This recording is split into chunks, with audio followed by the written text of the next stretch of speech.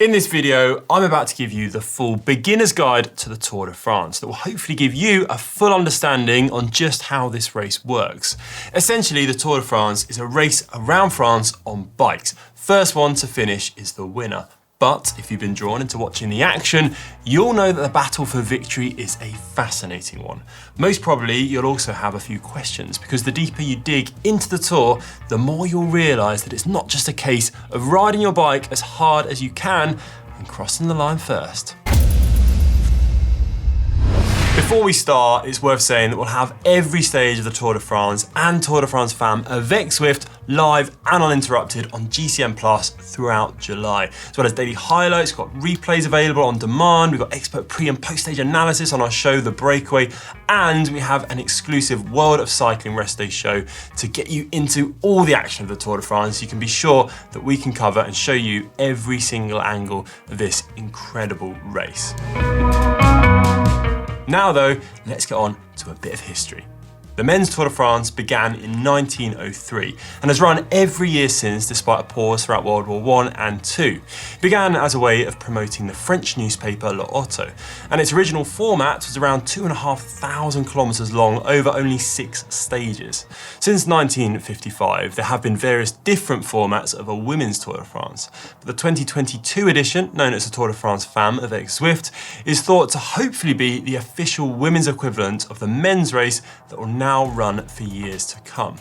Both men's and women's races are held in July each year. The men's race is 3 weeks long, whilst the women's is currently 8 days long and starts immediately after the men's edition finishes.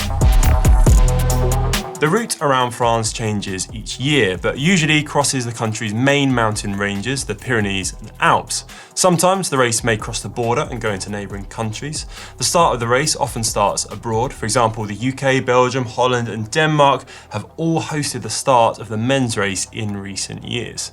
In 2023, the men start in Spain. The reason for this is that the start of the Tour de France is lucrative for the host city due to increased tourism and economic activity.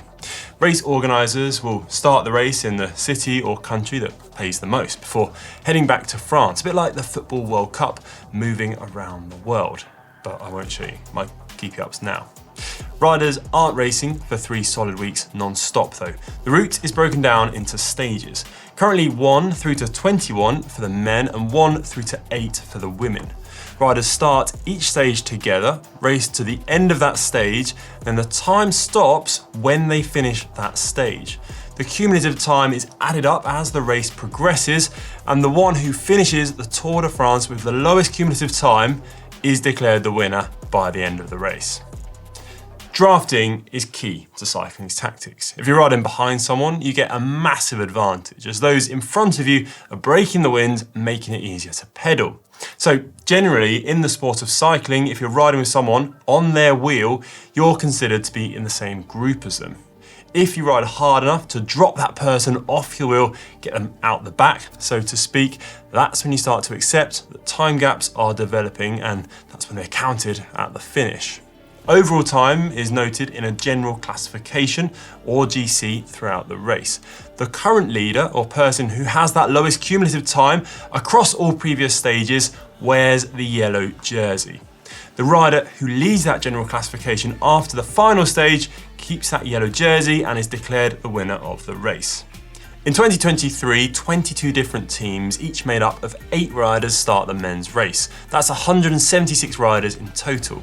There are also 22 teams in the women's race, but they have 7 riders in each squad, 154 riders in total. It's worth saying as well, the Tour de France is one event in many in pro cycling. You have races like the Monuments, Paris-Roubaix, Milan-San Remo, then you have Grand Tours of Italy, France and Spain, which are generally considered the most prestigious. The Tour de France being the race. That is the one that riders, fans alike are all looking towards. And if you win here, that is the big win.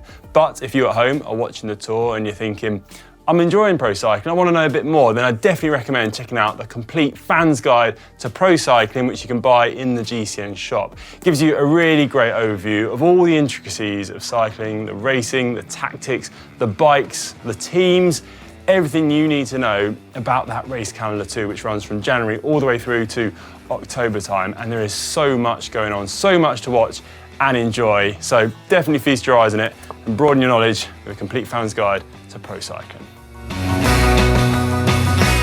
The yellow jersey then is famous. It's recognisable as the jersey of the Tour de France.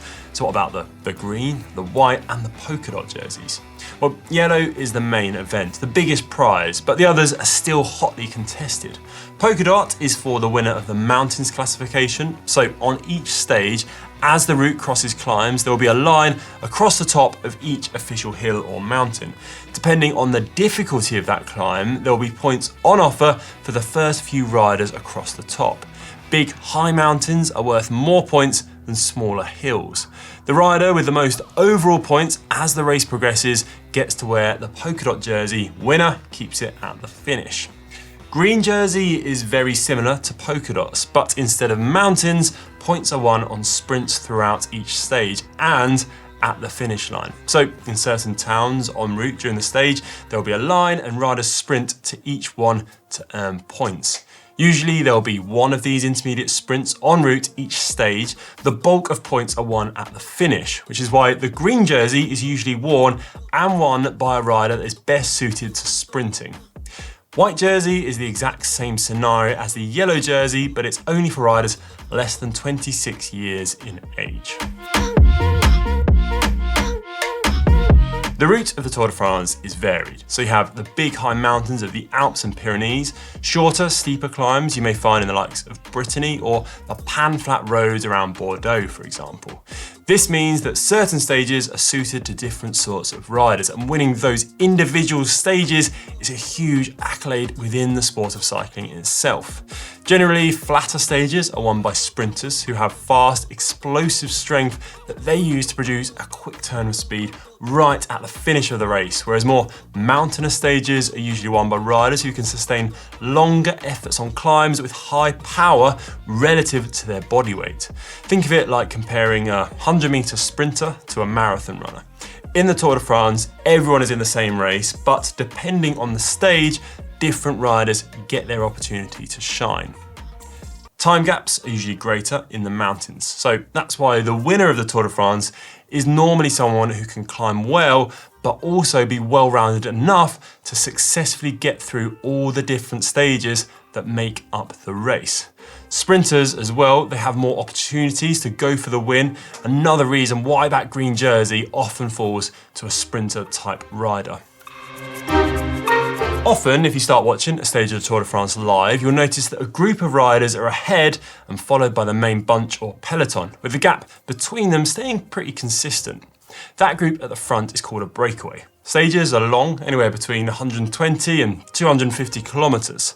Riders don't race hard from the start all the way to the finish. It'd be virtually impossible to sustain that for 3 weeks, let alone one day. Instead, you'll see a number of riders trying to break clear early on and build an advantage.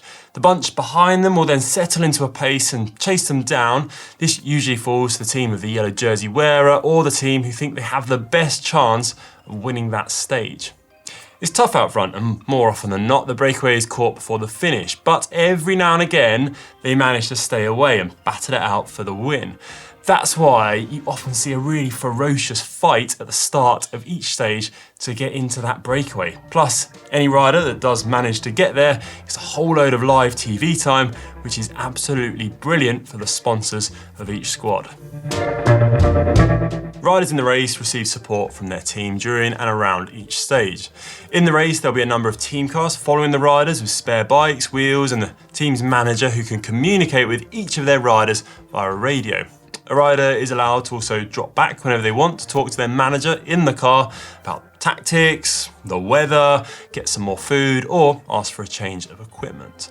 This is relatively easy to do, but it's not possible all the time, especially when the pace is high.